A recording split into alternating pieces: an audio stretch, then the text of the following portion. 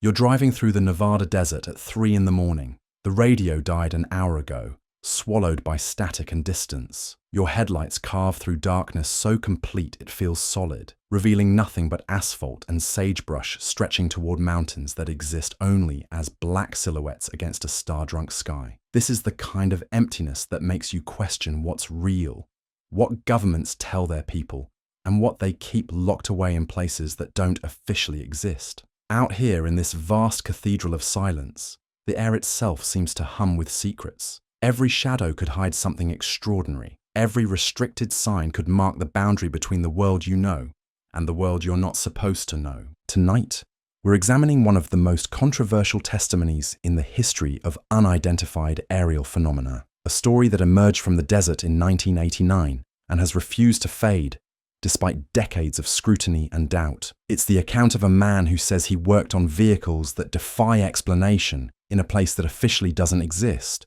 on technology that challenges our understanding of physics itself. This is the complete story of Bob Lazar. Welcome to Arcade Recaps. The year is 1989. The Berlin Wall still divides a city, the Soviet Union still appears on world maps, and the internet exists only in the dreams of researchers and the classified networks of government agencies. In living rooms across America, families gather around television sets to watch the evening news, trusting that what they see represents the full scope of human knowledge and achievement. Conspiracy theories spread through photocopied newsletters and late-night radio broadcasts, dismissed by most as the fantasies of overactive imaginations. It's into this world that a man named Bob Lazar steps forward with a story so extraordinary, so technically detailed, and so impossible to verify that it would reshape how an entire generation thinks about the night sky above their heads.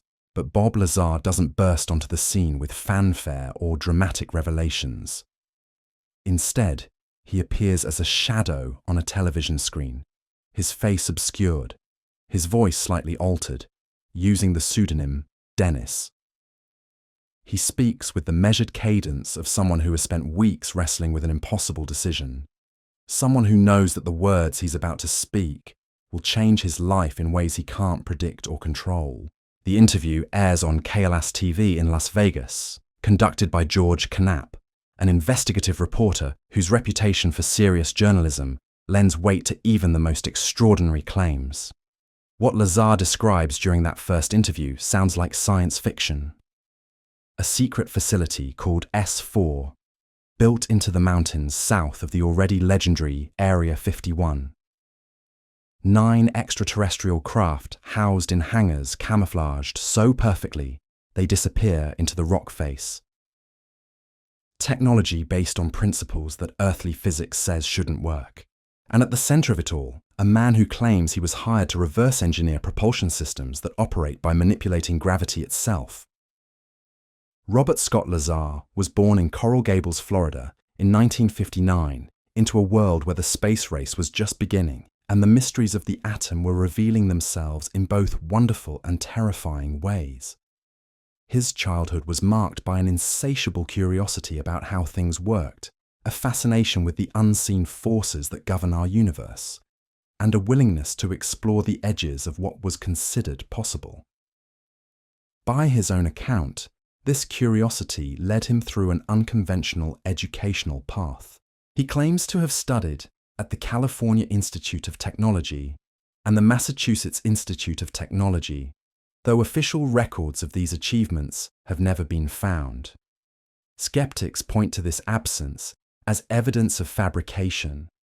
Lazar and his supporters suggest something far more deliberate, a systematic erasure of his academic history, a process sometimes called sheep-dipping in intelligence circles, where an individual's past is carefully scrubbed to prepare them for work in the classified world. What we can verify is that by the early 1980s, Bob Lazar was living and working in Los Alamos, New Mexico, home to one of America's most secretive national laboratories. His name appears in the 1982 Los Alamos phone directory. A local newspaper article from that same year identifies him as a physicist at the lab, though the article is better known for describing his unusual hobby, strapping a jet engine to the back of his Honda and racing it across the desert at speeds that attracted both admiration and concern from local law enforcement. This wasn't merely a weekend stunt. The jet-powered Honda represented something deeper about Lazar's approach to the world, a willingness to push boundaries, to explore the practical applications of theoretical physics, and to turn abstract concepts into tangible, roaring, undeniable reality. It was exactly this combination of theoretical knowledge and hands-on innovation that would allegedly catch the attention of individuals operating in the shadow world of classified research. The transition from Los Alamos to the deeper classified world supposedly began with a chance encounter. According to Lazar, he met Edward Teller, the brilliant and controversial physicist known as the father of the hydrogen bomb, during a lecture at Los Alamos. Teller, impressed by both Lazar's unconventional resume and the newspaper article about his jet-powered experiments, allegedly facilitated an introduction that would lead to opportunities far beyond anything available in the conventional scientific community. The interview process, as Lazar describes it, was unlike anything a typical job seeker might experience. It began at the EG&G building at McCarran Airport in Las Vegas, a facility that would later gain its own place in UFO lore as the alleged location of other extraordinary meetings. The questions were invasive, psychological, and designed to probe not just technical competence, but psychological stability and susceptibility to outside influence. They asked about his beliefs regarding extraterrestrial life, about his history with hypnosis, about his capacity for maintaining absolute secrecy under extreme pressure. It was less an interview than an evaluation, a careful assessment of whether this particular human being could handle knowledge that officially didn't exist and work on projects that couldn't be acknowledged. The psychological probing extended into areas that seemed almost mystical. Had he ever experienced anything he couldn't explain?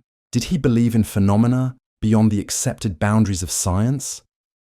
How would he react if confronted with technology that challenged everything he thought he understood about the universe? These weren't academic questions. They were practical concerns for an organization preparing to expose a civilian scientist to realities that could shatter conventional worldviews and create psychological casualties as easily as they could create breakthroughs. After weeks of background checks, polygraph examinations, and psychological evaluations, Bob Lazar was cleared for work on what he would later learn was called Project Galileo. The name itself carried weight. Galileo, who had pointed his telescope at the heavens and seen moons around Jupiter that weren't supposed to exist according to the accepted cosmology of his time. Galileo, who had been forced to recant his discoveries to avoid persecution, but had whispered under his breath that the Earth moves nonetheless. The parallel wasn't lost on those who chose the name. This new Project Galileo would involve looking at technology that wasn't supposed to exist, understanding principles that challenged accepted physics, and maintaining silence about discoveries that could reshape humanity's understanding of its place in the universe. Lazar's first day of work began not in a traditional laboratory or office building, but with a flight aboard one of the mysterious Janet aircraft, the white planes with red stripes that ferry workers to classified installations scattered across the Nevada desert. The flight from McCarran Airport to Groom Lake took only 25 minutes, but it represented a journey into a different world entirely. At Groom Lake, most passengers disembarked and disappeared into the sprawling complex known to the public as Area 51, if they knew of it at all. But Lazar was separated from this group and directed onto a bus with windows painted black. The destination was 15 miles south, to a place called Papoose Lake, where the Papoose Mountains rise from the desert floor like ancient guardians of secrets, too profound for daylight. The bus ride through the desert was a journey into sensory deprivation. No windows, no conversation, no indication of direction or distance. Just the hum of tires on gravel, the occasional creak of suspension over rough terrain, and the growing awareness that whatever lay at the end of this journey would be unlike anything in his previous experience. When the bus finally stopped and the doors opened, Bob Lazar stepped into a world that existed in the margins of human knowledge. The facility designated S4 was carved directly into the mountainside, its hangars hidden behind doors so perfectly camouflaged they seemed to be part of the natural rock face. From a distance, there was nothing to see except desert and stone. Up close, the careful observer might notice subtle geometric lines where nature gave way to human engineering. But even these were designed to be invisible to satellites and casual observation. Inside S4, the protocols were absolute. Armed guards escorted Lazar through narrow corridors with instructions that were both simple and terrifying. Keep your eyes forward. Don't speak. Don't turn your head to look around. The consequences of curiosity weren't stated explicitly because they didn't need to be. The atmosphere itself communicated that deviation from protocol could result in consequences far more severe than termination of employment.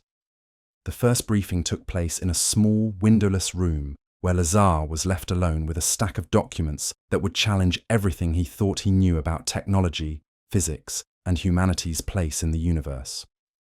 The papers describe propulsion systems based on principles that didn't appear in any earthly textbook, craft recovered from circumstances that weren't explained, and materials with properties that seemed to violate fundamental laws of physics. Reading these documents was like being handed the operating manual for reality itself, written in a language that was almost familiar but described machines that shouldn't be possible. The terminology was precise, technical, and utterly matter-of-fact in its description of the impossible. Element 115, gravitational wave generators, antimatter reactors, and craft capable of manipulating space and time itself. Most disturbing of all were the references to biological entities, described in the same clinical language used for mechanical components. The briefing documents spoke of recovered occupants, of biological samples, of physiological studies conducted on beings that were clearly not human, but weren't described as entirely alien either. The language suggested something more complex, more unsettling than simple extraterrestrial contact. One detail would haunt Lazar for decades: a reference to the Zeta Reticuli star system, identified as the point of origin for at least one of the recovered craft. Even at the time, this struck him as potentially suspicious, too convenient, too much like something from popular science fiction. He wondered if it might be disinformation, planted deliberately to discredit anyone who might later reveal classified information. The uncertainty was intentional. In the world of black projects and compartmentalized information, truth and deception were often indistinguishable, woven together so tightly that even those with access to classified materials couldn't be certain what was real and what was strategic misdirection. But doubts about specific details couldn't prepare Lazar for what came next. The moment when he would step from the world of briefing documents and theoretical impossibilities into a hangar where the impossible sat waiting under fluorescent lights, as real and solid as the concrete floor beneath his feet. The craft designated as the sport model was unlike anything in human experience, yet somehow familiar, as if it had been designed according to principles that existed somewhere in the unconscious memory of our species. Roughly 52 feet in diameter, 16 feet in height, it possessed the kind of perfect symmetry that suggested not construction, but growth, as if it had been formed by natural processes operating according to unknown laws. The surface was seamless, without visible joints, bolts, or seams. It appeared to have been cast from a single piece of material, smooth and metallic, but somehow organic in its curves and proportions. Someone had attached a small American flag sticker to one side, a gesture so mundane and bureaucratic that it only emphasized the profound alienness of everything else about the object. Standing beside the sport model for the first time, Bob Lazar experienced something that would reshape his understanding of what was possible in the universe. This wasn't a photograph or a description or a theoretical construct. This was a physical object, subject to the same laws of gravity and thermodynamics that governed everything else in his experience, yet clearly operating according to principles that earthly science hadn't discovered. When he reached out and touched the surface, the material felt cold and incredibly smooth, like metal but somehow denser, heavier than anything he had encountered. The tactile sensation was immediately interrupted by a sharp command from across the hangar. He wasn't supposed to touch it. The craft was under strict containment protocols, and unauthorized contact could have consequences that weren't specified, but were clearly severe. That brief touch, however, provided a moment of absolute certainty in a world of questions and classified uncertainties. Whatever this object was, wherever it had come from, it was undeniably real and present in the physical world. The debates about authenticity and origin could continue, but the fundamental reality of the craft itself was no longer in question. In the days that followed, Lazar would learn that the sport model was only one of 9 such craft housed at S4, each different in design and apparent origin, each representing a different approach to the fundamental problems of propulsion and space travel. The variety suggested something even more extraordinary than simple extraterrestrial contact. Evidence of multiple sources, multiple technologies, multiple answers to questions that human science was still learning how to ask. But before he could begin to understand the broader implications of what he was seeing, Bob Lazar had work to do. His assignment was specific and daunting: to reverse engineer the propulsion system of the sport model, to understand how it operated, and to determine whether its principles could be replicated using earthly materials and manufacturing techniques. The heart of that system, he would learn, was a reactor unlike anything in human experience, powered by an element that officially didn't exist, and operating according to principles that challenged the fundamental assumptions of physics itself. The reactor itself defied every expectation Bob Lazar had developed during his years studying conventional physics and engineering. Removed from the center of the sport model like a heart extracted for examination, it sat on a laboratory bench under harsh fluorescent lighting, appearing almost disappointingly mundane for something that allegedly manipulated the fundamental forces of the universe. The device was roughly the size and shape of half a basketball, a smooth dome sitting atop a square metallic base. There were no visible controls, no switches, no connection points that resembled anything from earthly technology. The activation process was elegantly simple and utterly mysterious. Place the dome onto its base, and the system would somehow recognize the configuration and begin operating according to principles that seemed to mock everything Lazar thought he understood about energy generation. Working alongside him was a man identified only as Barry, a senior technician who had been involved with the project long before Lazar's arrival.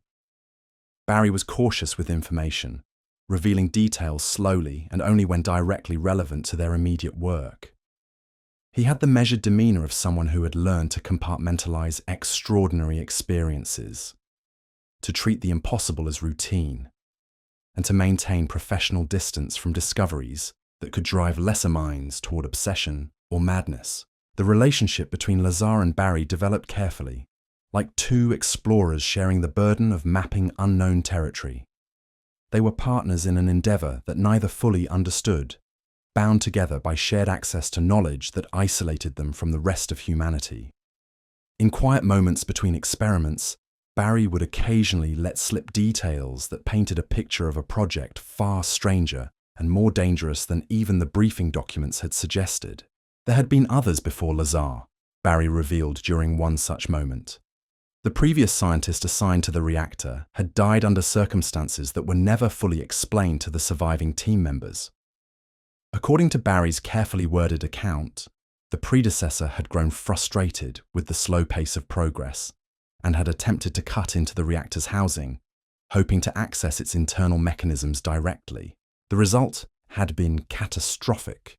Some form of explosion or energy release had killed the scientist instantly and contaminated the entire laboratory space, requiring weeks of decontamination before work could resume. The incident served as a constant reminder that they were dealing with forces that could destroy them as easily as enlighten them, and that impatience in the face of the unknown carried consequences that extended far beyond professional embarrassment. Barry also mentioned, almost in passing, that Russian scientists had once been present at S4, working alongside their American counterparts on aspects of the reverse engineering project. The collaboration had been extensive, involving shared research protocols and joint analysis of the recovered materials. But following some form of breakthrough or discovery that Barry wouldn't specify, the Russian contingent had been abruptly removed from the facility and never returned. The reasons for their departure remained classified even within the project itself, but Barry's tone suggested that whatever had been discovered had implications that extended far beyond the technical challenges of understanding alien propulsion systems. The departure of the Russians marked a shift in the project's focus, from collaborative research towards something more controlled, more secretive, and potentially more dangerous. As weeks passed, Lazar's daily routine settled into a rhythm of careful observation, methodical testing, and frustrated attempts to understand technology that seemed to operate according to rules that earthly physics couldn't explain. The reactor could be activated, its effects measured and documented, but the underlying principles remained as mysterious as they had been on his first day at S4. When active, the reactor produced effects that challenged fundamental assumptions about energy and matter. Placing objects near the device revealed gravitational anomalies that shouldn't have been possible with such a small mass. During one demonstration, Barry challenged Lazar to place his hand directly above the activated reactor. The result was deeply unsettling. An invisible force pushed back against his hand, creating a sensation like trying to press two powerful magnets together with matching poles. The force wasn't magnetic, electrical, or mechanical in any conventional sense. It felt like gravity itself had been localized and focused, creating a bubble of distorted space around the reactor that repelled matter rather than attracting it. Lazar would later describe the sensation as one of the strangest experiences of his life, like encountering a fundamental force of nature that operated in reverse. The technical analysis of these effects led to conclusions that sounded more like science fiction than engineering reports.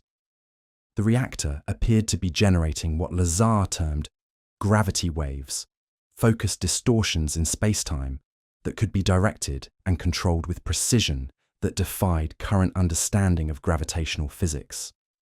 These weren't the massive gravitational waves produced by colliding black holes or neutron stars, but localized, manipulated distortions that suggested technology capable of treating gravity as just another tool. At the heart of this impossible system, according to the briefing materials and Barry's carefully shared knowledge, was element 115, a super-heavy element that didn't officially exist in 1989, but was allegedly the key to the entire propulsion system. This element, stable in configurations that earthly physics suggested should be impossible, served as both fuel and focus for the reactor's gravitational manipulations.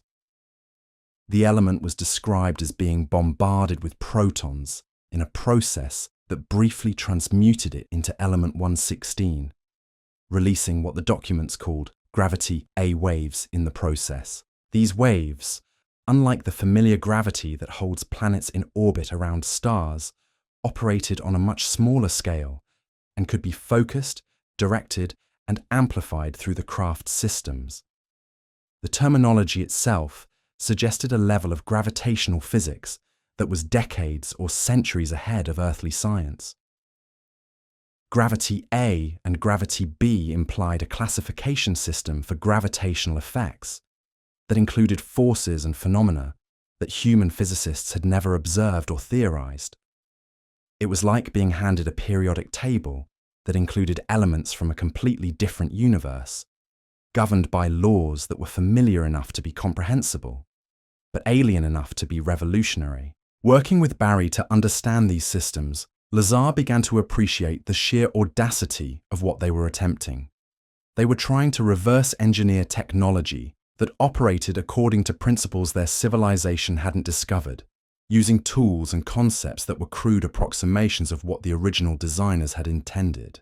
It was like trying to understand a computer by examining it with stone tools or attempting to reverse engineer a jet engine using the metallurgy and manufacturing techniques of the Middle Ages. The frustration was compounded by the extreme compartmentalization of the project.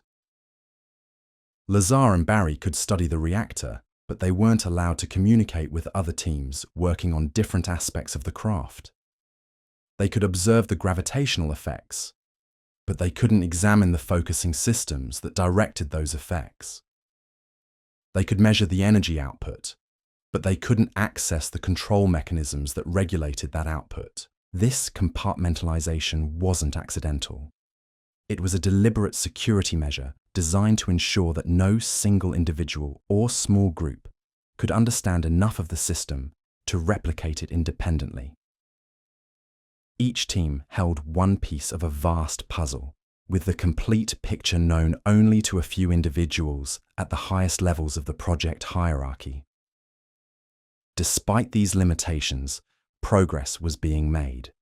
Slowly, carefully, through months of patient observation and analysis, patterns began to emerge in the reactor's behavior. The gravitational effects weren't random, but followed consistent rules that could be predicted and, to a limited extent, controlled. The energy output responded to specific configurations and input parameters in ways that suggested underlying principles that might eventually be understood and replicated. But understanding the reactor in isolation was only part of the challenge. The real test would come when Lazar was given the opportunity to see the complete system in operation, to observe how the reactor's gravitational effects were channeled through the craft's other systems to achieve the impossible.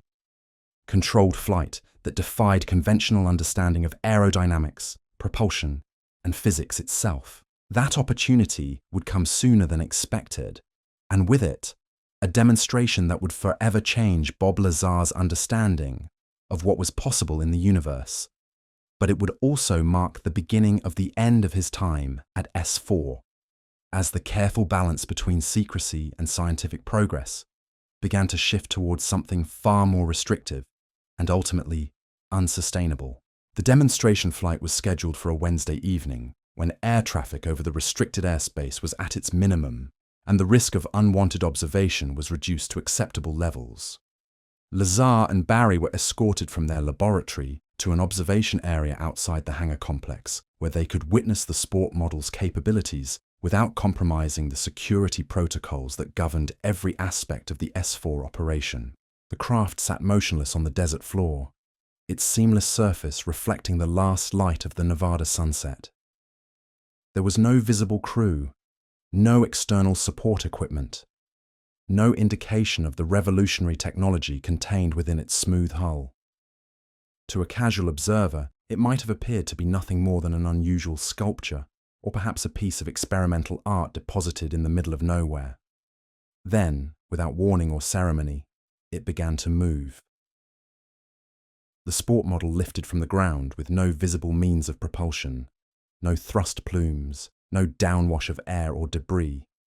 It simply rose, smooth and silent, until it hovered approximately 15 feet above the desert floor. The movement was so gentle, so controlled, that it seemed to mock every human attempt at achieving powered flight. What followed was a demonstration of capabilities that challenged fundamental assumptions about the relationship between mass, energy, and motion. The craft moved sideways without tilting, accelerated without apparent thrust, and changed direction with a precision that suggested complete mastery over the forces that normally constrain physical objects. It was like watching gravity itself become negotiable, subject to the will of whoever controlled the craft's systems. The flight lasted only a few minutes, but those minutes contained enough impossible physics to occupy a team of theoretical physicists for decades. The sport model returned to its original position and settled onto the desert floor with the same gentle precision that had marked its takeoff. The demonstration was over, but its implications would echo through Bob Lazar's thoughts for the rest of his life. Standing in the Nevada desert, watching technology that shouldn't exist perform maneuvers that violated everything he thought he knew about physics. Lazar experienced a profound shift in his understanding of humanity's place in the universe. They were not alone, and they were not the most advanced intelligence in the cosmos. Somewhere, somehow, someone had solved problems that earthly science was still learning how to formulate. But even as he processed the implications of what he had witnessed, other forces were beginning to gather around Bob Lazar's life. Forces that would soon transform him from an anonymous government contractor into one of the most controversial figures in the history of unidentified aerial phenomena research. The weeks that followed the demonstration flight settled into a deceptive routine. Each morning, Bob Lazar would board the unmarked Janet aircraft at McCarran Airport, that strange white plane with its single red stripe that had become as familiar as a morning commute to any other office building.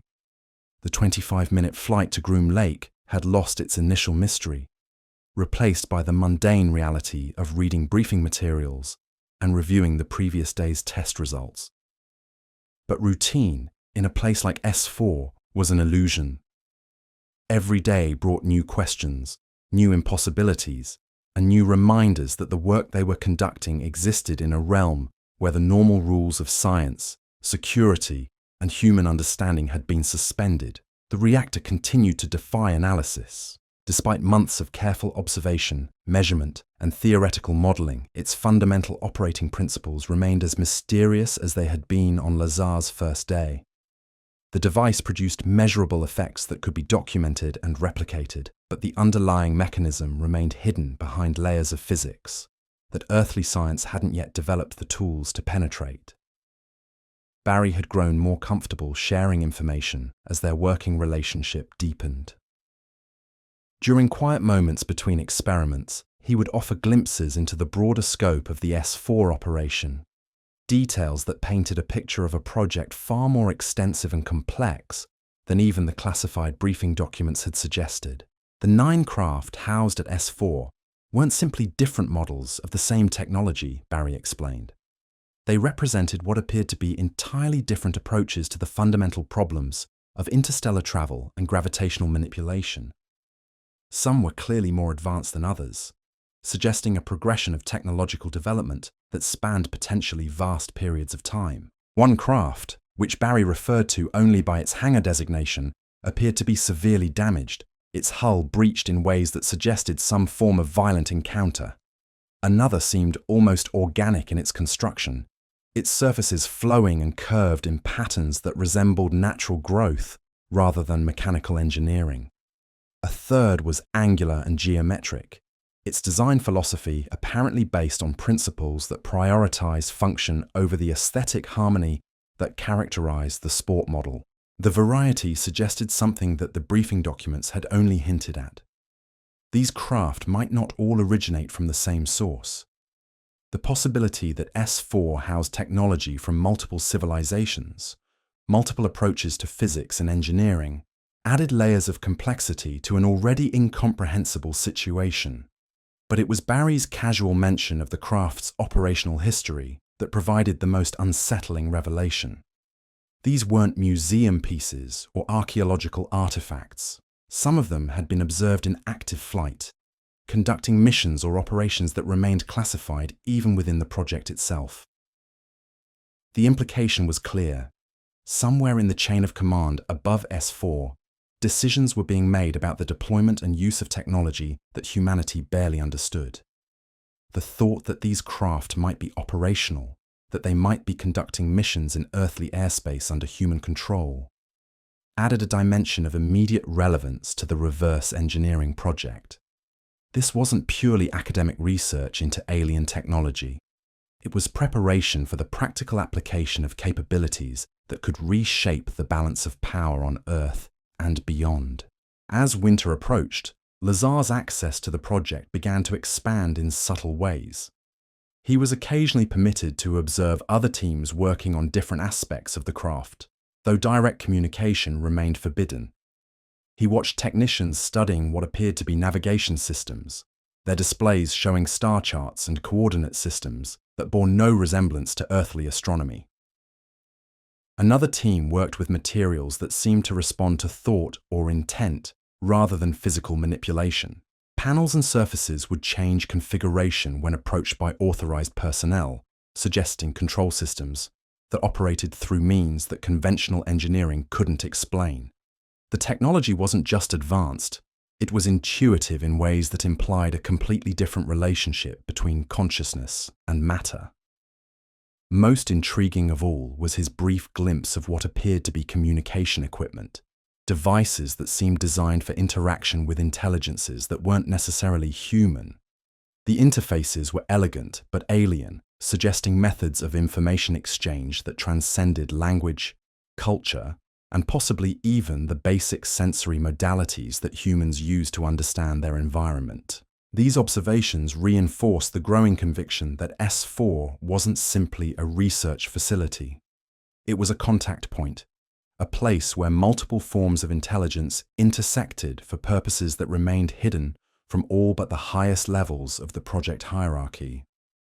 The reverse engineering effort was only one component of a much larger operation whose full scope was compartmentalized beyond the reach of individual participants.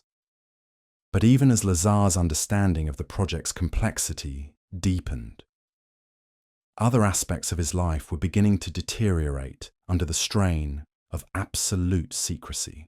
The irregular schedule, the inability to explain his absences, and the psychological pressure of carrying knowledge that couldn't be shared were taking a toll on his personal relationships and mental health.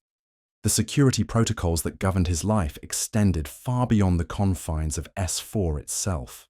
He was under constant surveillance, his movements monitored, his communications intercepted.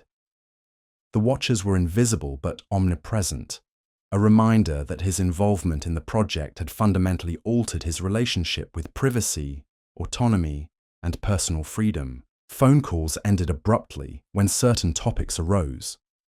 Mail arrived days late, sometimes bearing subtle signs of having been opened and resealed. Social interactions became exercises in careful information management. Each conversation, a potential security breach that could result in consequences he preferred not to contemplate. The psychological isolation was perhaps the most difficult aspect of his situation. He possessed knowledge that challenged fundamental assumptions about reality, technology, and humanity's place in the universe. But he couldn't share that knowledge with anyone. The burden of carrying such profound secrets alone created a form of intellectual and emotional claustrophobia that grew more oppressive with each passing day. His marriage began to show the strain. How do you maintain intimacy with someone when vast areas of your life must remain completely hidden?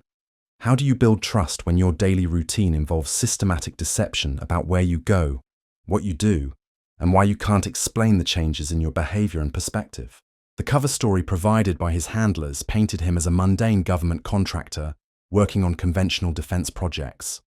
But cover stories, no matter how carefully constructed, couldn't account for the subtle changes that exposure to impossible technology produces in a person's worldview and behavior. He was becoming someone different, shaped by experiences that couldn't be shared or explained. The stress manifested in ways both obvious and subtle. Sleep became irregular, disturbed by dreams that mixed scientific analysis with surreal imagery of craft that moved without propulsion and beings that communicated without language. Concentration during routine activities became difficult, his mind constantly drawn back to the implications of what he was witnessing at S4. But perhaps most troubling was the growing realization that his involvement in the project wasn't entirely voluntary anymore. The initial interview process had presented the opportunity as a choice, a chance to work on cutting-edge technology that could advance human understanding of physics and propulsion. Now it was becoming clear that leaving the project wouldn't be as simple as submitting a resignation letter. People who possessed the kind of knowledge he had acquired didn't simply return to civilian life. They became permanent assets of the organizations that had trusted them with classified information, subject to ongoing monitoring and control that could last for decades. The project had offered him access to the most profound secrets in human possession. But that access came with a price that was only now becoming apparent. The handlers who managed his involvement in the project were professional, courteous, and absolutely ruthless in their dedication to maintaining security. They made it clear, without ever stating it directly, that his continued well-being depended on his absolute compliance with protocols that were never fully explained. The rules could change without notice, and ignorance of those changes wouldn't be accepted as an excuse for violations. It was against this backdrop of increasing personal pressure and psychological isolation that Bob Lazar began to make the series of decisions that would ultimately transform him from an anonymous government contractor into one of the most controversial figures in the history of unidentified aerial phenomena research. The first crack in his compliance with security protocols was subtle, almost unconscious. During a casual conversation with a friend, he let slip a reference to work that was more interesting than his official cover story suggested. The friend, intrigued by the hint of something unusual, pressed for more details. Lazar deflected the questions, but the seed of disclosure had been planted. As the weeks passed, the temptation to share at least some aspects of his extraordinary experiences grew stronger. The psychological burden of carrying such profound secrets alone was becoming unbearable, and the normal human need for connection and understanding was asserting itself against the demands of absolute secrecy. He began to test the boundaries, sharing carefully edited versions of his experiences with a small circle of trusted friends. Nothing specific, nothing that could be traced back to classified sources, just hints that his work involved technology and concepts that were far more advanced than conventional science acknowledged. Among those friends was John Lear, a pilot whose family connections to the aerospace industry and personal interest in unconventional phenomena made him a seemingly safe confidant. Lear had his own theories about government involvement in the study of unidentified aerial phenomena, theories that provided a context for understanding hints about advanced technology without requiring specific details about sources or methods. The conversations with Lear served as a form of pressure relief, allowing Lazar to share at least some aspects of his experiences without directly violating security protocols. But they also began a process of gradual disclosure that would eventually spiral beyond his ability to control. Lear's enthusiasm for the implications of what Lazar was hinting at was both gratifying and dangerous. Here was someone who understood the significance of advanced propulsion technology, who grasped the revolutionary implications of gravitational manipulation, and who possessed enough background knowledge to ask informed questions about the theoretical principles involved. But Lear's interest wasn't purely academic. He had his own network of contacts and sources, his own theories about government secrecy and advanced technology. The information Lazar was sharing, even in carefully edited form, was being integrated into a broader narrative about hidden knowledge and suppressed scientific breakthroughs. The process of disclosure, once begun, proved difficult to control. Each conversation revealed a little more, each hint led to more specific questions, and each question required decisions about how much additional information could be safely shared. Lazar found himself walking an increasingly narrow line between satisfying his psychological need for connection and maintaining the security protocols that governed his life. Meanwhile, at S4, the work continued with its own internal momentum. The reactor remained mysterious, the craft continued to defy conventional understanding, and the broader implications of the project grew more profound with each passing day. But Lazar's relationship with the work was changing, coloured by his growing awareness that the knowledge he was gaining came with costs that extended far beyond the original terms of his involvement. The compartmentalization that had once seemed like a reasonable security measure now felt like intellectual imprisonment.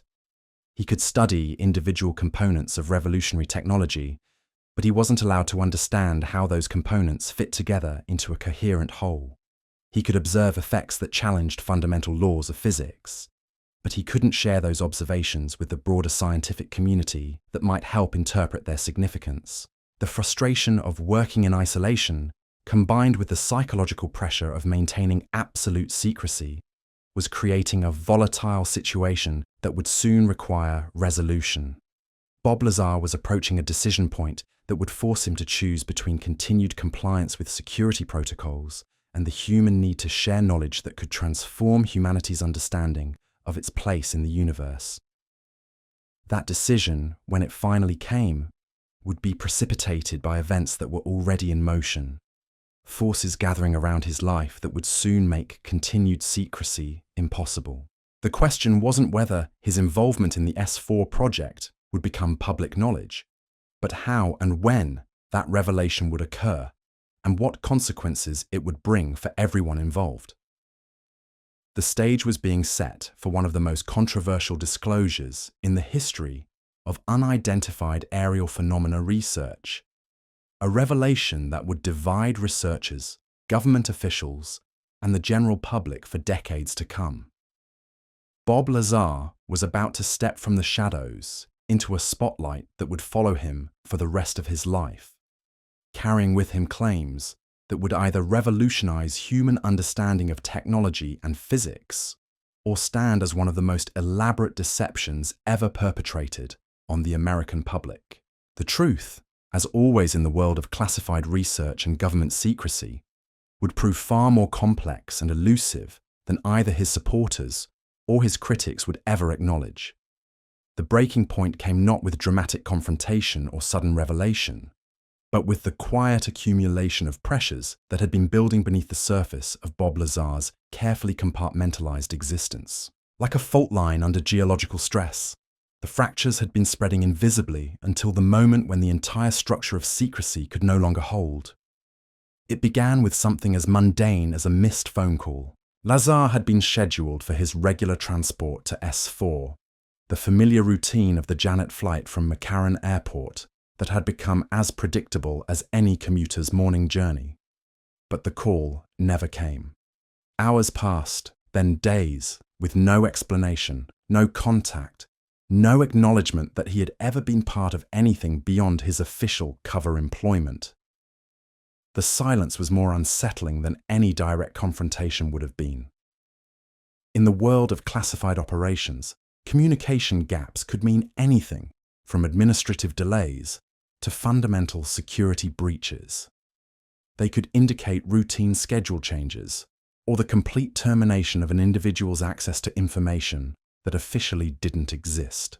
Lazar found himself in a peculiar form of limbo, neither fully inside the project nor clearly outside it. His security clearances remained technically active, but he wasn't being called for assignments.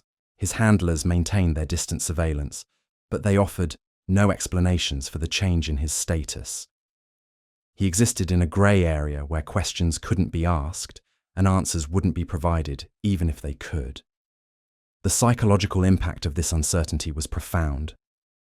For months, his life had been structured around the rhythm of classified work, the intellectual challenge of impossible technology, and the burden of carrying knowledge that couldn't be shared.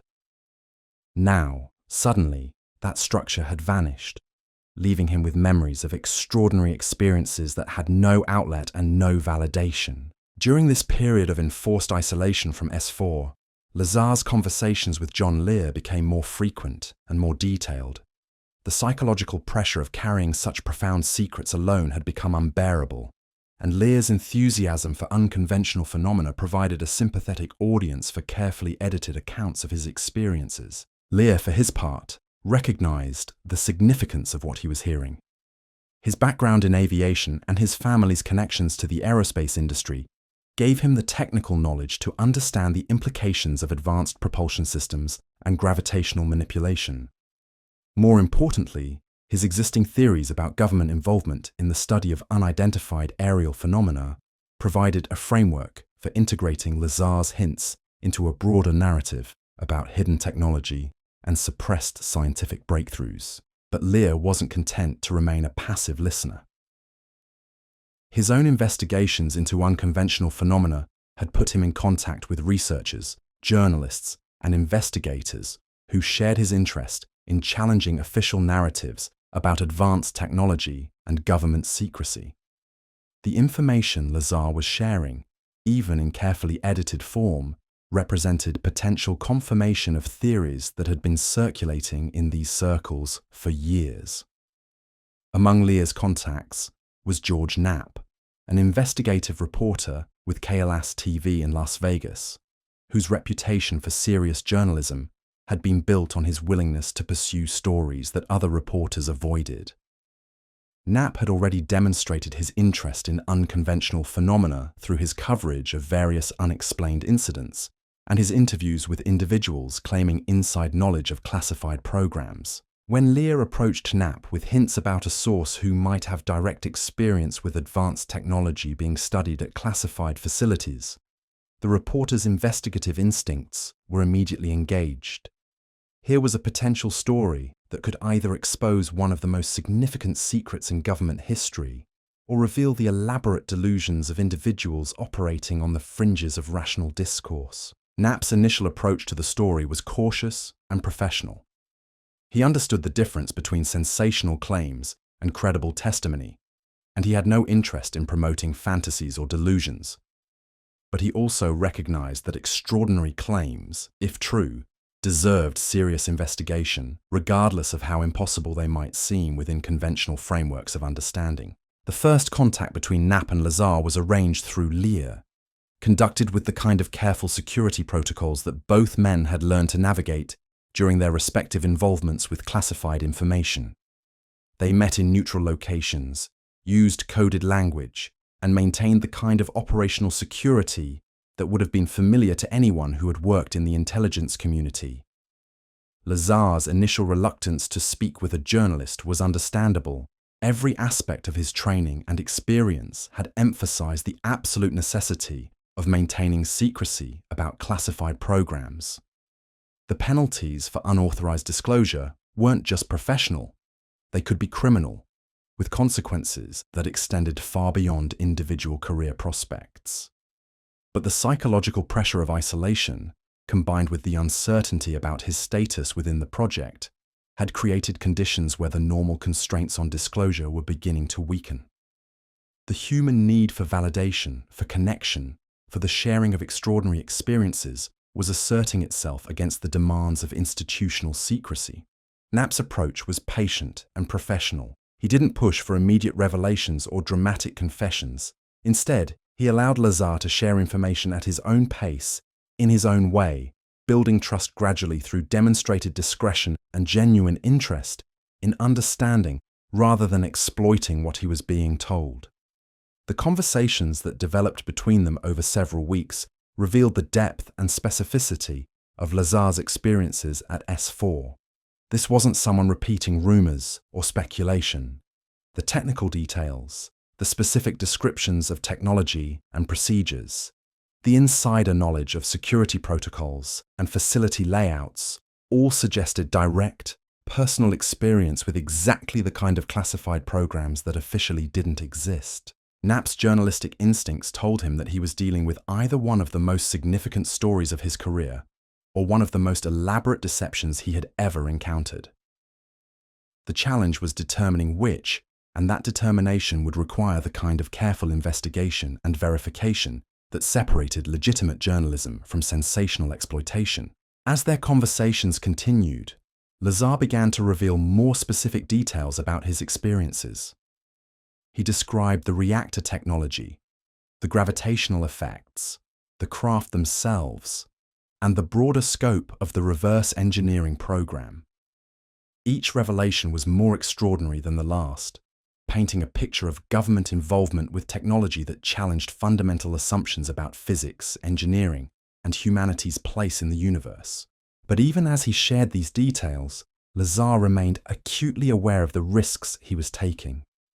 Every conversation was a potential security violation that could result in consequences ranging from criminal prosecution to personal safety concerns that he preferred not to contemplate. The decision to speak with a journalist represented a fundamental break with everything he had been taught about classified information and operational security. The turning point came when Lazar's handlers finally made contact after weeks of silence. The call, when it came, wasn't an explanation or an apology for the communication gap. It was a summons to a meeting that would clarify his status within the project and determine his future involvement with technology that officially didn't exist. The meeting took place at a location away from both S4 and the familiar facilities at Groom Lake. It was held in a sterile conference room that could have been in any government building anywhere in the country. Its bland functionality, designed to provide no clues about the organizations or programs that might use it for sensitive discussions. The men who conducted the meeting offered no names, no titles, no indication of their specific roles within the broader security apparatus that managed classified programs.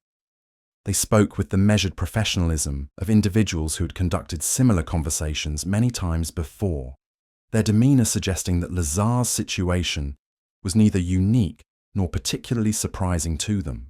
The purpose of the meeting was ostensibly to discuss his continued involvement in the S4 program, but the subtext was clear from the beginning.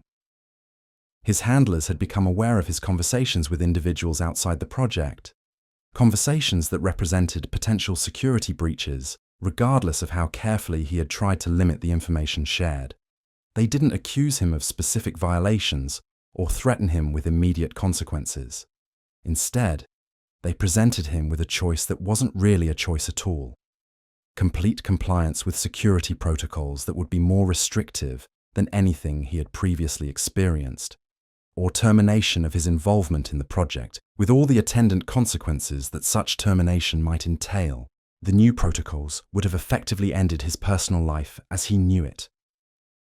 Enhanced surveillance, restricted movement, limited communication with family and friends, and absolute prohibition on any discussion of his work experiences, even in the most general terms. He would become a permanent asset of the organizations that controlled classified programs, subject to monitoring and control that could last for the rest of his life. The alternative was equally unappealing. Termination from classified programs didn't simply mean returning to civilian employment. It meant carrying the burden of extraordinary knowledge without any outlet for sharing or validation, combined with the constant awareness that his former handlers would be monitoring his activities to ensure continued compliance with security requirements. Neither option offered the kind of resolution that Lazar's psychological state required. The knowledge he had gained at S4 had fundamentally changed his understanding of technology, physics, and humanity's place in the universe. That knowledge demanded expression, validation, and integration into the broader human understanding of what was possible in reality. Faced with impossible choices, Bob Lazar made a decision that would transform him from an anonymous government contractor into one of the most controversial figures in the history of unidentified aerial phenomena research. He chose a third option that his handlers hadn't offered: public disclosure of his experiences, conducted through legitimate journalistic channels and designed to protect both himself and the broader public interest. The decision wasn't made lightly or impulsively. Lazar understood the risks involved, both to himself and to others who might be affected by his revelations. But he also understood that the knowledge he possessed was too significant to remain hidden, too important to be suppressed by organizations that answered to no elected officials and operated according to priorities that the American people had no opportunity to evaluate or influence. His partnership with George Knapp provided the professional framework necessary for responsible disclosure. Knapp's reputation for serious journalism and his understanding of the sensitive nature of the information involved meant that the story would be presented with the kind of credibility and context that sensational claims required if they were to be taken seriously by rational audiences. The preparation for going public required weeks of careful planning. Every detail of Lazar's account had to be verified to the extent possible, every claim cross-referenced against available information, every potential consequence evaluated and prepared for. This wasn't simply a matter of scheduling an interview. It was the orchestration of a revelation that could reshape public understanding of government secrecy and advanced technology. Knapp's investigation during this period revealed tantalizing hints that Lazar's claims might be verifiable through independent sources. The Los Alamos phone directory listing, the newspaper article describing his jet-powered experiments, the connections to individuals like Edward Teller, who moved in the highest circles of classified research, all suggested that Lazar's background was more substantial than his critics would later claim. But verification of background credentials was only the beginning.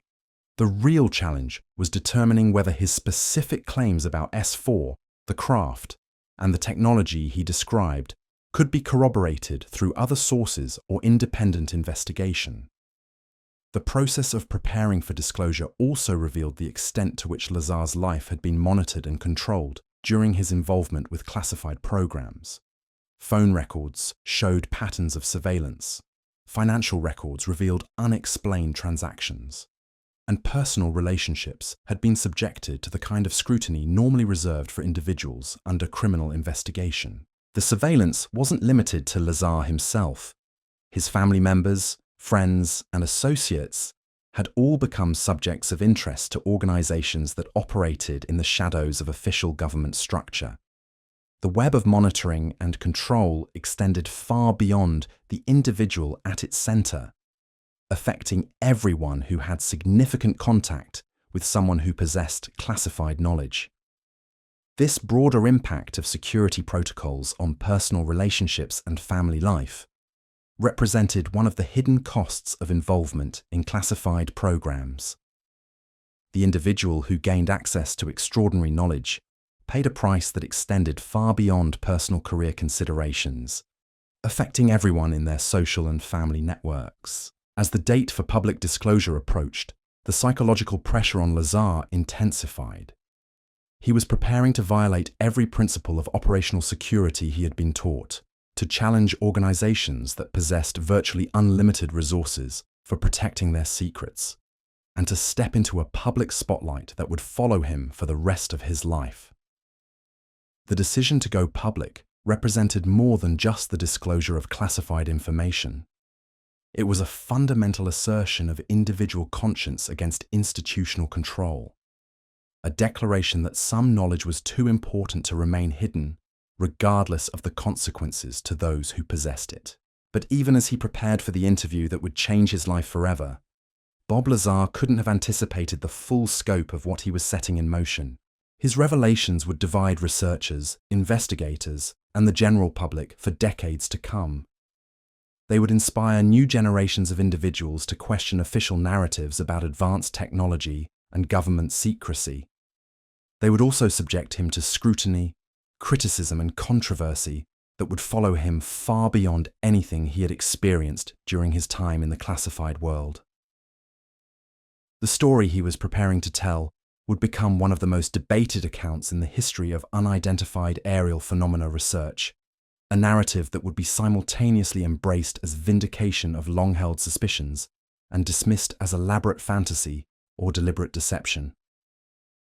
On November 10, 1989, Bob Lazar stepped in front of George Knapp's camera and began to speak about technology that officially didn't exist, facilities that weren't acknowledged by any government agency, and experiences that challenged fundamental assumptions about what was possible in the world. The interview would air that evening, reaching an audience that had no preparation for the extraordinary claims they were about to hear.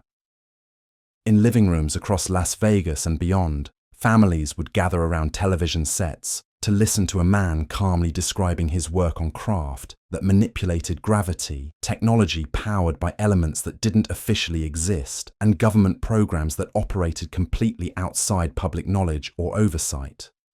The reaction would be immediate and intense, dividing audiences between those who recognized the potential significance of what they were hearing and those who dismissed it as impossible fantasy.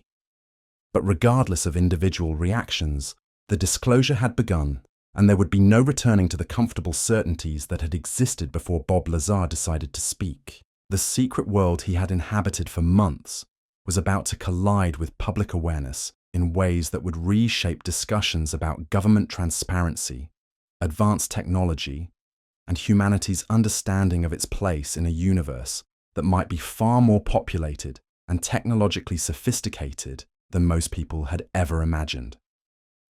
The broadcast that evening reached into homes across the Las Vegas Valley, like a transmission from another world.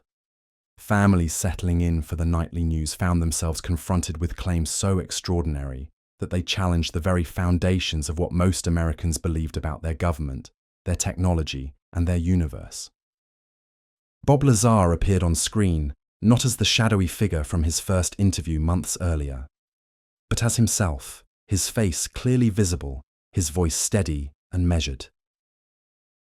There was no dramatic music, no sensational graphics, just a man sitting across from an experienced journalist, speaking with the quiet certainty of someone who had wrestled with an impossible decision and finally chosen to break his silence. The phone lines at KLAS TV began lighting up within minutes of the broadcast beginning.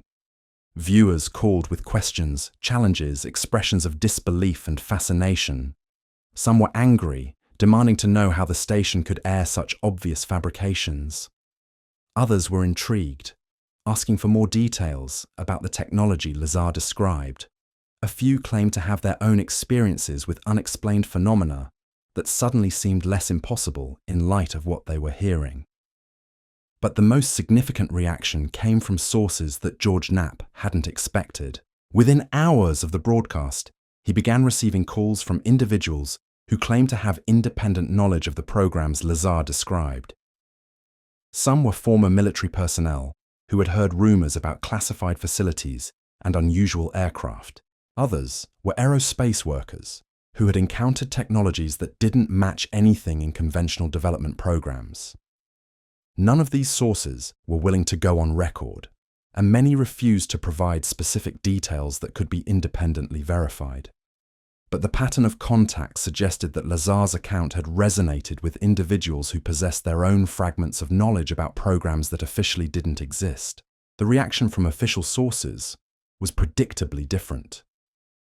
Government agencies that had never acknowledged the existence of facilities like S4 couldn't directly deny Lazar's claims without implicitly confirming that they had something to deny. Instead, they maintained their standard position. No comment on matters related to classified programs or facilities. But behind the scenes, according to sources that would emerge years later, Lazar's disclosure had created significant concern within the intelligence community, not because his revelations exposed ongoing operations, but because they demonstrated how difficult it was to maintain absolute secrecy around programs that required the involvement of civilian contractors and support personnel. The compartmentalization that was supposed to prevent exactly this kind of disclosure had failed, not because of security breaches or foreign intelligence operations, but because of the simple human need to share extraordinary experiences with others. No amount of training, monitoring, or psychological evaluation could completely eliminate the risk that individuals exposed to paradigm-shifting information would eventually find ways to communicate what they had learned. In the days following the broadcast, Lazar's life changed in ways that were both liberating and terrifying. The burden of carrying impossible secrets alone had been lifted, replaced by the different but equally challenging burden of public scrutiny and controversy. Every aspect of his background, his claims, and his motivations became subject to investigation by researchers, journalists, and skeptics who approached his story from radically different perspectives. Some investigators focused on attempting to verify his educational and employment history, searching for evidence that would either support or refute his claims about attending MIT and Caltech. The absence of official records became a central point of contention, with supporters arguing that such absence proved deliberate erasure by intelligence agencies, while critics maintained that it simply demonstrated fabricated credentials. Others concentrated on the technical aspects of his descriptions, analyzing his accounts of element 115, gravitational wave propulsion, and antimatter reactors for consistency with known physics and engineering principles. The fact that some of his claims about gravitational waves and super-heavy elements would later be validated by mainstream science only added to the complexity of evaluating his overall credibility. Meanwhile, UFO researchers who had been investigating reports of unusual aerial phenomena for decades found in Lazar's account a potential explanation for sightings that had puzzled them for years. The description of craft capable of instantaneous acceleration, silent flight, and impossible maneuvers matched reports from credible witnesses around the world. If Lazar was telling the truth, It meant that at least some unidentified aerial phenomena might represent not extraterrestrial visitation, but human operation of recovered technology. This possibility raised profound questions about the relationship between government secrecy and public safety. If advanced propulsion technology existed and was being tested in American airspace, what were the implications for aviation safety, environmental protection, and democratic oversight of government activities? The questions multiplied faster than answers could be found. The psychological impact on Lazar himself was complex and contradictory. The relief of no longer carrying secrets alone was balanced by the stress of constant public attention and criticism. Supporters hailed him as a hero who had risked everything to inform the American people about technologies that could revolutionize human civilization. Critics dismissed him as a fraud or a deluded individual, seeking attention through elaborate fabrications. Both reactions missed important aspects of what Lazar had actually experienced. His own descriptions of his motivations were more nuanced than either his strongest supporters or harshest critics acknowledged. He hadn't sought publicity or financial gain from his revelations. Instead, he had been driven by a combination of personal isolation, ethical concerns about government secrecy, and the simple human need to have extraordinary experiences validated by others. The ongoing surveillance that had been a constant presence during his time at S4 didn't end with his public disclosure. If anything, it intensified, though its nature changed from protective monitoring to something more clearly investigative. Phone calls were intercepted, mail was delayed, and associates reported being contacted by individuals asking questions about Lazar's background and activities. But the surveillance also revealed something important about the organizations that managed classified programs. They were powerful, resourceful, and capable of extraordinary secrecy, but they weren't omnipotent. The fact that Lazar had been able to go public at all demonstrated that even the most sophisticated security apparatus had limitations when confronted with determined individuals acting according to conscience rather than institutional loyalty. George Knapp's follow-up investigations revealed additional details that both supported and complicated Lazar's account. The existence of individuals like Mike Thigpen, who had conducted security clearance investigations for facilities in the Nevada test site area, provided circumstantial support for claims about background checks and clearance procedures. The discovery of hand scanners identical to those Lazar described being used at classified facilities offered tangible evidence that at least some of his specific claims were accurate. But other aspects of his story remained impossible to verify independently. The detailed descriptions of craft interiors, propulsion systems, and briefing materials existed only in Lazar's memory and testimony. No documents surfaced to corroborate his accounts. No other witnesses came forward to confirm his presence at S4. And no physical evidence emerged to support claims about element 115 or gravitational wave generators. This absence of corroborating evidence became a central focus for critics who argued that extraordinary claims required extraordinary proof. The lack of documentation, they maintained, suggested that Lazar's entire account was fabricated, possibly as an attention-seeking fantasy or as part of a more complex disinformation campaign. Supporters countered that the absence of evidence was exactly what would be expected if Lazar's claims were true. Organizations capable of maintaining absolute secrecy around advanced technology programs would naturally ensure that no documentation survived that could confirm unauthorized disclosures. The lack of corroborating evidence, they argued, was evidence of the effectiveness of security procedures rather than proof of fabrication.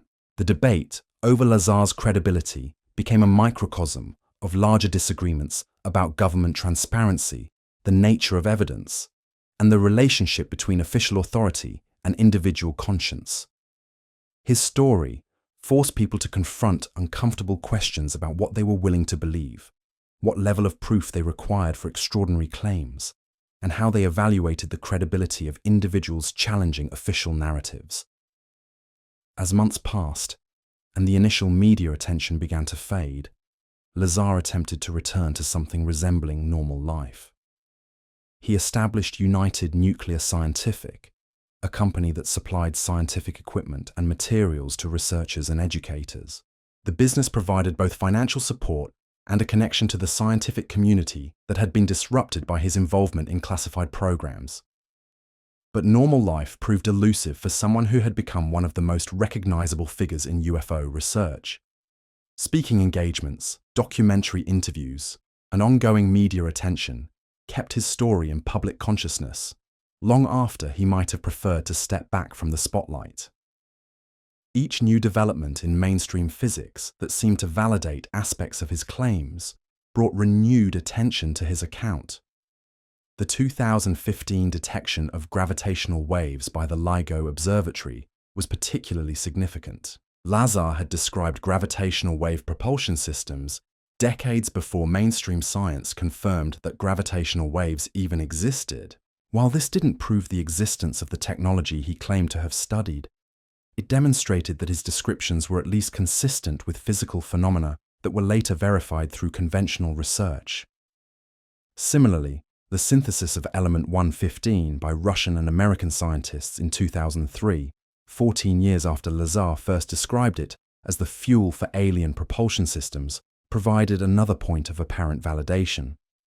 The synthesized element was extremely unstable, lasting only milliseconds before decaying, but its creation proved that super-heavy elements in that range of the periodic table could exist, even if only briefly. These developments didn't resolve the fundamental questions about Lazar's credibility, but they did demonstrate that his technical knowledge was more sophisticated than his critics had initially acknowledged. Whether that knowledge came from classified briefings about recovered technology or from his own understanding of theoretical physics remained a matter of interpretation and belief. The broader impact of Lazar's revelations extended far beyond questions of individual credibility. His account had introduced millions of people to concepts about advanced propulsion technology, government secrecy, and the possibility that human civilization might be far less technologically advanced than its inhabitants assumed.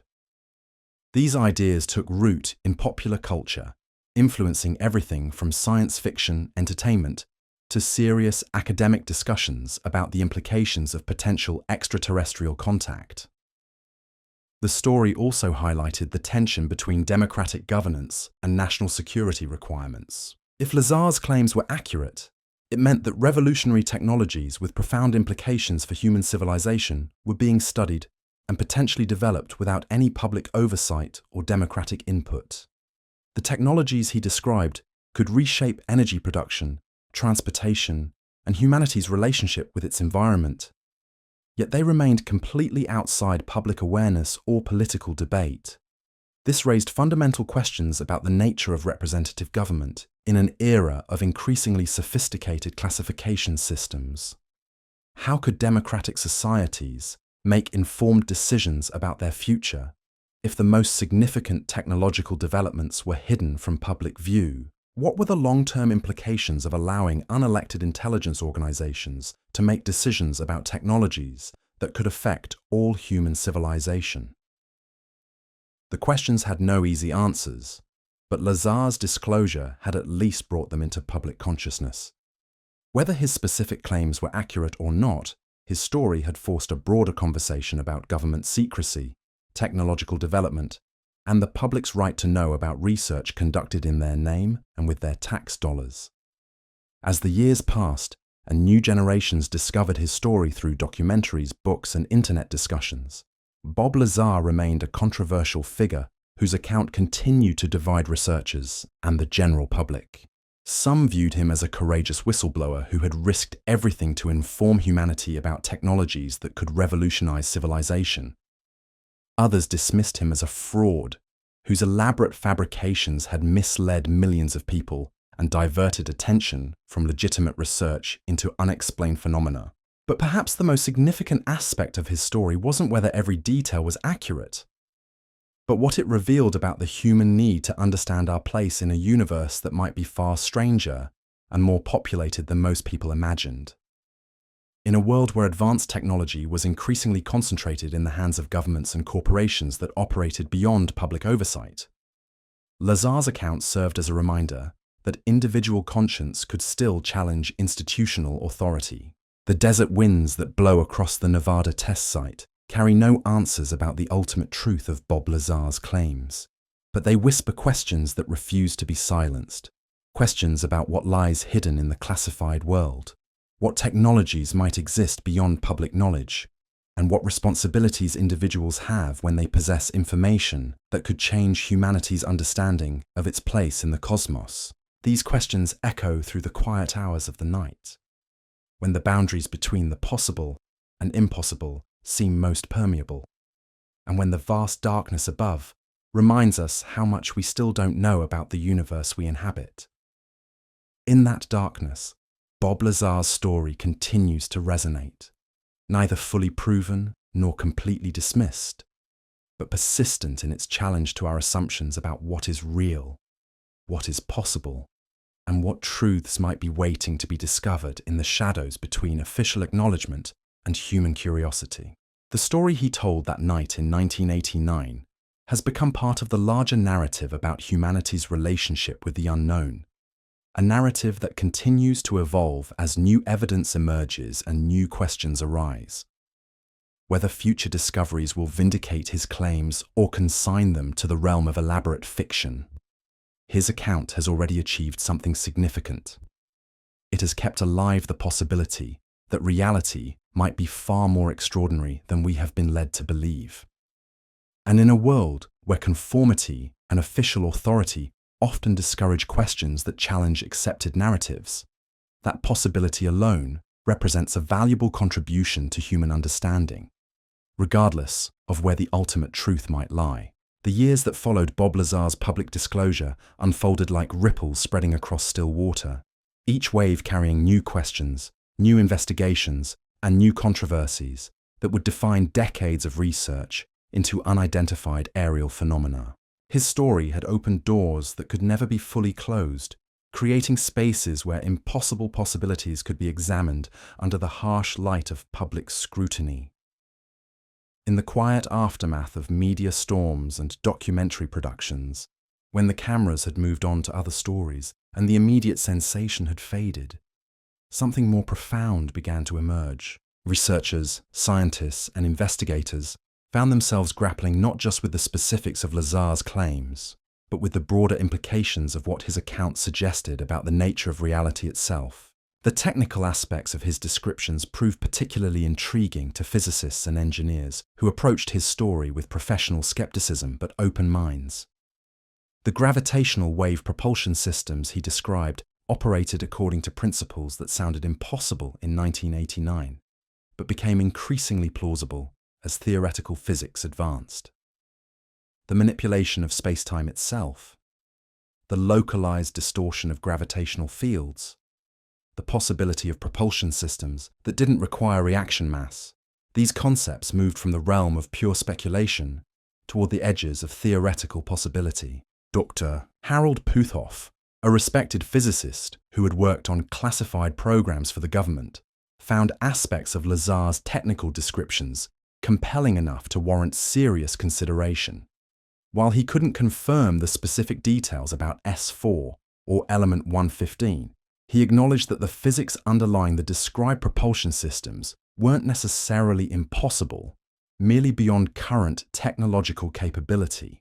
This grudging acceptance from elements of the mainstream scientific community created a strange phenomenon, a story that couldn't be proven, but also couldn't be definitively disproven. Lazar's claims existed in a grey area between established science and science fiction, challenging conventional understanding without providing the kind of evidence that would force acceptance of revolutionary new paradigms. The psychological impact of this uncertainty extended far beyond academic debates. For millions of people who had heard Lazar's story, the night sky would never look quite the same. The possibility that advanced technology was being studied in secret facilities, that propulsion systems based on exotic physics might already exist, that humanity's understanding of what was possible was far more limited than they had assumed. These ideas created a permanent shift in perspective that couldn't be undone by any amount of debunking or debating. Children who grew up hearing about Bob Lazar's claims developed a different relationship with authority and official narratives than previous generations. They learned early that governments kept secrets, that classified programs operated beyond public oversight, and that extraordinary technologies might exist in facilities that didn't officially exist. This awareness shaped their approach to science, politics, and the fundamental question of what could be trusted and what required independent verification. The influence extended into popular culture in ways both obvious and subtle. Science fiction films began incorporating more sophisticated depictions of anti-gravity technology and government secrecy programs. Video games explored themes of classified research and exotic propulsion systems. Television shows examined the psychological costs of maintaining impossible secrets and the ethical dilemmas faced by individuals with access to revolutionary knowledge. But perhaps most significantly, Lazar's story influenced a generation of scientists, engineers, and researchers who entered their fields with an expanded sense of what might be possible. Some pursued careers in theoretical physics specifically to explore the principles underlying the technologies he had described. Others focused on developing new propulsion concepts that might replicate the effects he claimed to have observed. The Breakthrough Propulsion Physics program at NASA, established in the 1990s, investigated concepts that included some of the same principles Lazar had described. While the program didn't specifically reference his claims, it explored the theoretical foundations for propulsion systems that could manipulate space-time, generate localized gravitational effects, and achieve the kind of performance characteristics he had attributed to the craft at S4. These investigations, conducted by respected institutions using conventional scientific methods, lent credibility to the basic concepts underlying Lazar's descriptions, even when they couldn't confirm the specific details of his experience. The fact that mainstream science was seriously considering the theoretical possibility of gravitational manipulation and exotic propulsion systems made his claims seem less like fantasy and more like descriptions of technology that might actually be achievable. The question of element 115 evolved in similarly complex ways. When Russian scientists succeeded in synthesizing the element in 2003, skeptics pointed out that the artificially created isotopes were highly unstable, lasting only milliseconds before decaying into lighter elements. This instability, they argued, made it impossible for element 115 to serve as fuel for any kind of propulsion system. But supporters of Lazar's account noted that he had specifically described stable isotopes of element 115, configurations that might exist under conditions that earthly laboratories couldn't replicate. The possibility of island of stability in super-heavy elements remained a legitimate area of theoretical research, and some physicists acknowledged that stable isotopes of element 115 might be possible under exotic conditions that didn't exist in conventional nuclear synthesis experiments. The debate over element 115 illustrated a broader challenge in evaluating Lazar's claims. His descriptions often involved conditions, materials, or technologies that were beyond the reach of conventional verification methods. Critics argued that this conveniently made his claims unfalsifiable, while supporters maintained that it simply reflected the advanced nature of the technology he claimed to have encountered. Meanwhile, investigations into Lazar's background continued to yield contradictory results that satisfied neither his strongest supporters nor his harshest critics. Researchers discovered additional evidence supporting his presence at Los Alamos, including testimony from former colleagues who remembered working with him and photographs that appeared to show him at laboratory facilities. But attempts to verify his claimed education at MIT and Caltech continued to come up empty, with no records found at either institution. The educational credentials remained perhaps the most contentious aspect of his entire story. For many critics, the absence of academic records was sufficient to dismiss his claims entirely. How could someone without advanced degrees in physics or engineering understand the complex technologies he described, much less work on reverse engineering projects that required the highest levels of technical expertise? But supporters pointed to evidence that Lazar possessed technical knowledge that was consistent with advanced scientific training, regardless of where that training might have been obtained. His understanding of nuclear physics, his familiarity with laboratory procedures, his ability to discuss complex theoretical concepts with apparent expertise, all suggested educational experiences that went beyond what official records indicated. The possibility of unofficial or classified educational programs added another layer of complexity to the verification process. Intelligence agencies had historically created cover identities and false backgrounds for individuals involved in sensitive operations. The same organizations capable of maintaining absolute secrecy around advanced technology programs would certainly have the resources to alter or erase educational records when necessary. George Knapp's ongoing investigations revealed additional details that both supported and complicated Lazar's account. Former security personnel confirmed the existence of procedures and protocols that matched Lazar's descriptions. Aerospace workers reported encounters with technologies that seemed to operate according to principles similar to those he had described. Government contractors acknowledged the reality of programs so classified that their very existence was compartmentalized beyond the reach of conventional oversight.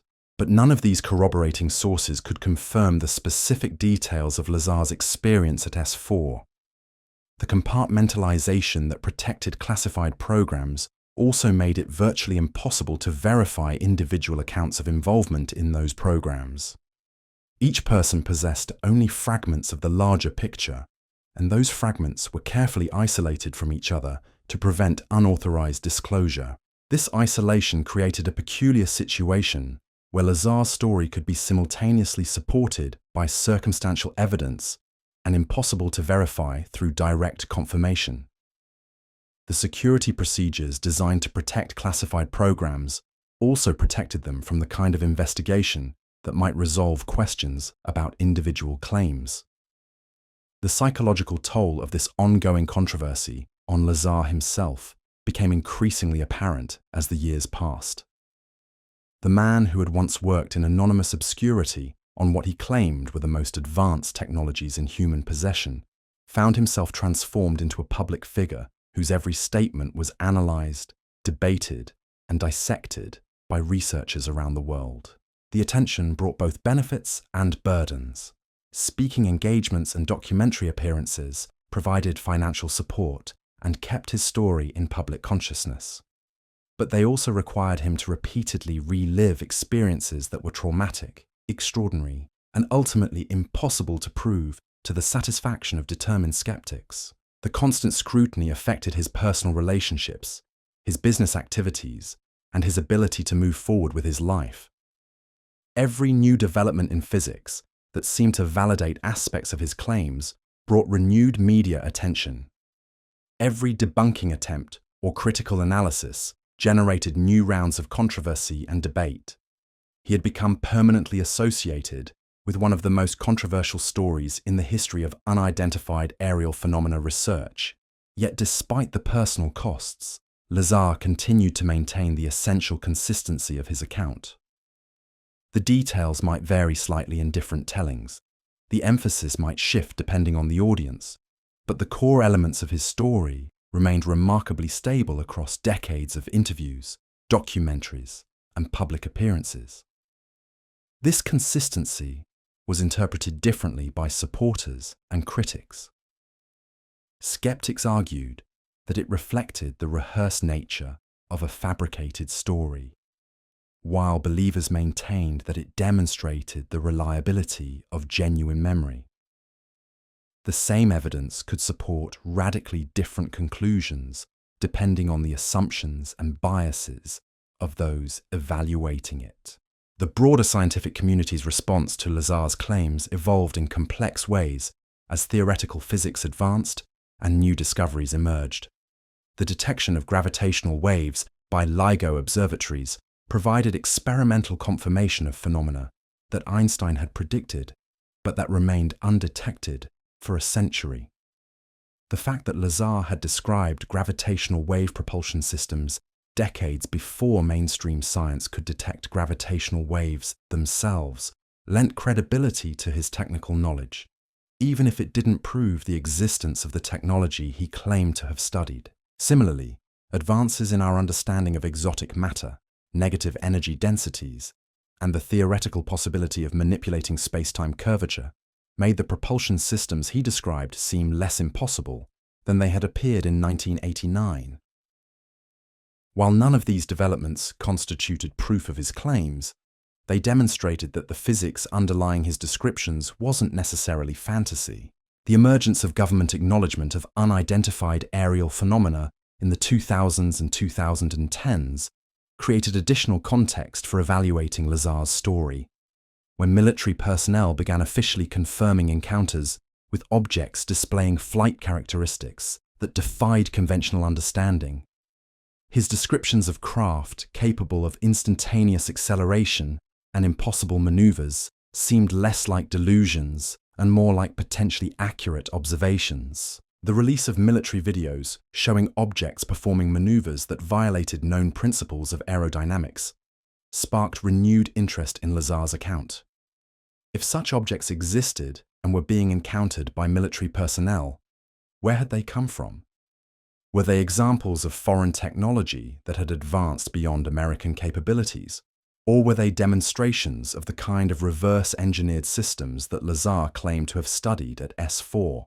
These questions took on new urgency as government officials began acknowledging that unidentified aerial phenomena represented legitimate national security concerns. The same military and intelligence communities that had maintained absolute silence about unusual aerial encounters for decades suddenly began releasing information that confirmed the reality of objects with capabilities that conventional technology couldn't explain.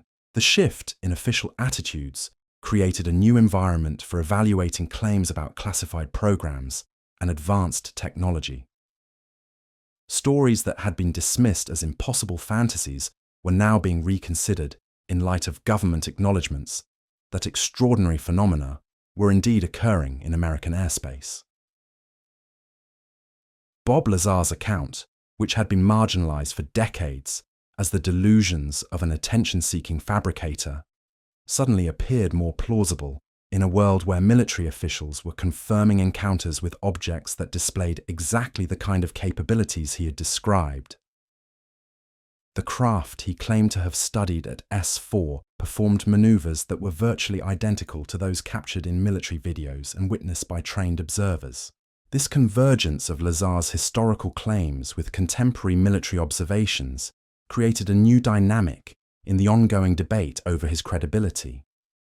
While it didn't prove that he had worked on reverse-engineered extraterrestrial technology, it did suggest that his descriptions of advanced propulsion capabilities were consistent with phenomena that were now being officially acknowledged.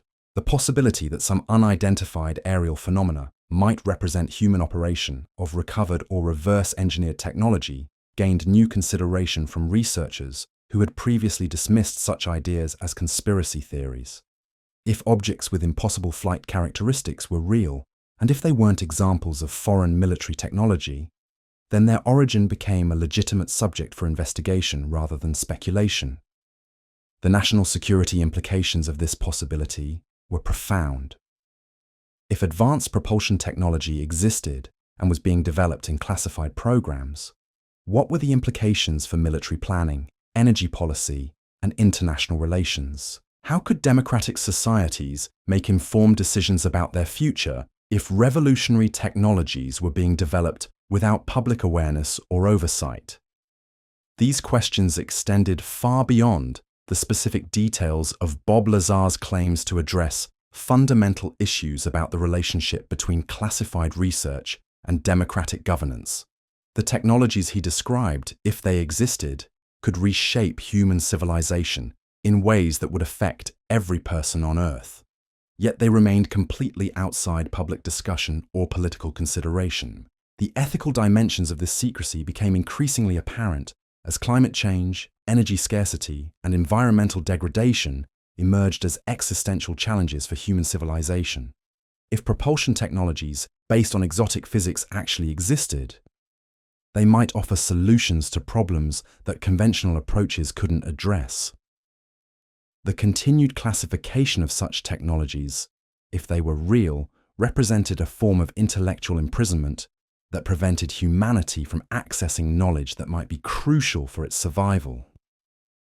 But the same secrecy that might be preventing beneficial applications of advanced technology also served legitimate national security purposes. If revolutionary propulsion systems were being studied and developed, their premature disclosure could provide strategic advantages to potential adversaries, or create international instabilities that might be more dangerous than continued classification. The tension between these competing concerns, democratic transparency versus national security, scientific advancement versus strategic advantage, individual conscience versus institutional loyalty, ran through every aspect of the ongoing debate over Lazar's claims and their broader implications. As new generations of researchers, scientists, and investigators approached his story, they brought fresh perspectives that weren't bound by the assumptions and biases that had shaped earlier evaluations. Young physicists who had grown up with concepts like dark energy, quantum entanglement, and multidimensional space found the technologies Lazar described less impossible than their predecessors had. Engineers working on advanced propulsion concepts for space exploration recognized the theoretical foundations underlying his claims, even if they couldn't confirm the specific applications he described. This generational shift in perspective created new opportunities for serious investigation of the principles underlying Lazar's account, even when the specific details remained unverifiable. Research into gravitational manipulation, exotic matter physics, and space-time engineering advanced through conventional channels, potentially laying the groundwork for technologies that might eventually replicate the capabilities he claimed to have observed. The long arc of scientific development suggested that extraordinary claims often preceded extraordinary discoveries by decades or even centuries. Ideas that seemed impossible to one generation became the foundation for revolutionary technologies in the next. Whether Bob Lazar's descriptions would eventually be validated by future discoveries remained an open question, but the progression of theoretical physics was moving in directions that made his claims seem less like fantasy and more like glimpses of possibilities that might eventually be realized. In the quiet hours of the desert night, when the wind carries whispers across the vast spaces between mountains and the stars shine with ancient light, the questions raised by Bob Lazar's story continue to echo through human consciousness. They are questions about the nature of truth, the limits of knowledge, and the relationship between individual experience and collective understanding. His account has become part of the larger human story about our search for meaning in a universe that might be far stranger and more populated than we have traditionally believed. Whether his specific claims are accurate or not, they have served a crucial function in keeping alive the possibility that reality extends beyond the boundaries of official acknowledgement and conventional understanding.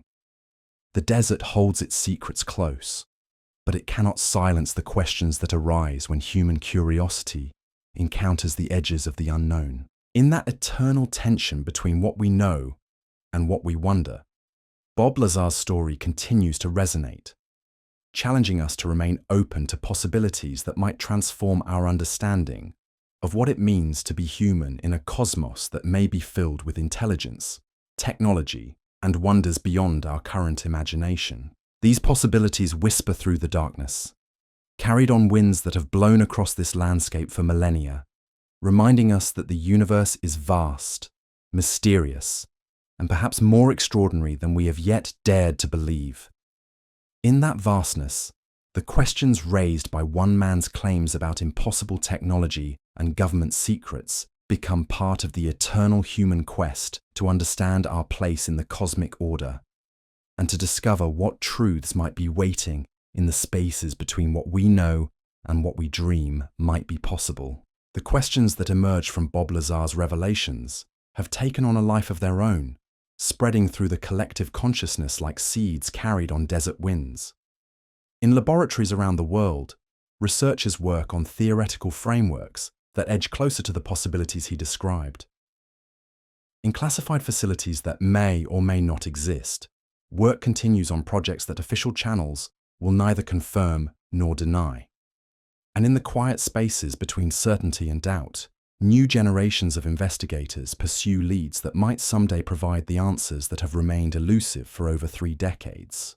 The passage of time has done nothing to diminish the fundamental tension at the heart of Lazar's account. Each new advancement in theoretical physics, each disclosure of previously classified programs, each military acknowledgement of encounters with objects displaying impossible flight characteristics adds new dimensions to questions that seemed unanswerable when they were first posed. The children who first heard his story in 1989 are now adults working in fields ranging from aerospace engineering to theoretical physics, carrying with them the expanded sense of possibility that his claims introduced.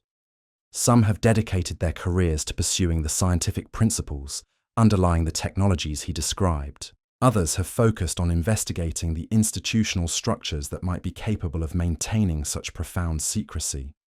All have been shaped by the awareness that reality might extend far beyond the boundaries of public knowledge.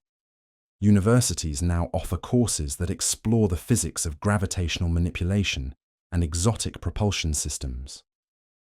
Government agencies acknowledge research programs investigating phenomena that would have been dismissed as science fiction when Lazar first came forward. The mainstream scientific community has embraced concepts that were once relegated to the fringes of speculative theory. Yet, the central questions remain unanswered. Did Bob Lazar work on recovered extraterrestrial technology in a facility carved into the Nevada mountains? Do propulsion systems based on gravitational wave manipulation exist in classified programs operating beyond public oversight? Has humanity gained access to technologies that could revolutionize civilization while remaining hidden from the very people whose taxes fund such research? These questions may never be fully resolved through conventional investigation. The same security apparatus that could maintain such secrets for decades would be equally capable of ensuring that definitive proof never emerges. But perhaps resolution isn't the most important outcome. Perhaps the value lies in the questions themselves, in their power to expand human imagination and challenge the comfortable assumptions that limit our understanding of what might be possible. In the end, Bob Lazar's greatest contribution may not be the specific claims he made about technology and government secrecy, but the broader invitation to consider possibilities that extend beyond the boundaries of conventional knowledge. His story reminds us that the universe is vast, mysterious, and potentially filled with wonders that we have yet to discover or understand. The desert wind continues to blow across the Nevada landscape, carrying with it the whispers of secrets that may never be fully revealed.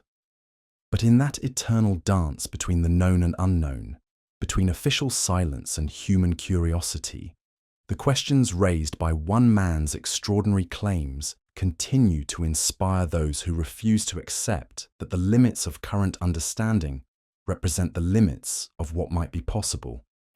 As you drift towards sleep, let these possibilities settle into the quiet spaces of your mind. Whether Bob Lazar's account represents literal truth or something more metaphorical, it has opened doorways in human consciousness that can never be fully closed. In the vast darkness above, among stars that have witnessed the rise and fall of countless civilizations, the questions he raised continue to echo, reminding us that reality may be far more extraordinary than we have yet imagined. Rest well, knowing that tomorrow will bring new discoveries, new questions, and new opportunities to explore the endless mysteries that surround us. The universe keeps its secrets, but it also rewards those who dare to ask the questions that others fear to voice. In that spirit of endless inquiry, Bob Lazar's story becomes not just an account of one man's extraordinary experiences, but an invitation to remain forever curious about the wonders that might be waiting just beyond the edge of human understanding. Sweet dreams, fellow travelers in this cosmic mystery we call existence.